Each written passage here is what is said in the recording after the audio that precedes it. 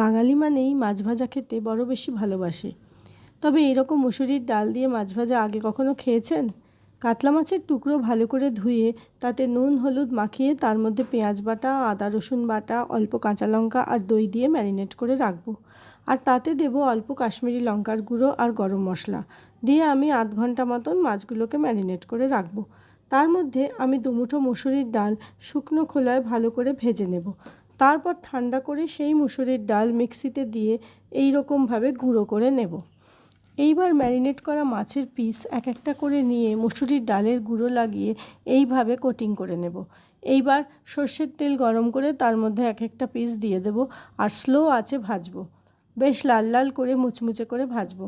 এইভাবে দু পিঠ যখন ভালোভাবে ভাজা হয়ে যাবে এক একটা করে আমি এইবার তুলে নেব।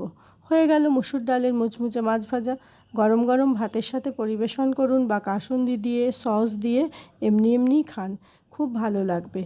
ভিডিও কেমন লাগলো অবশ্যই কমেন্টে জানাবেন। আজ তবে এই পর্যন্তই। সবাই ভালো থাকবেন, সুস্থ থাকবেন, সাবধানে থাকবেন।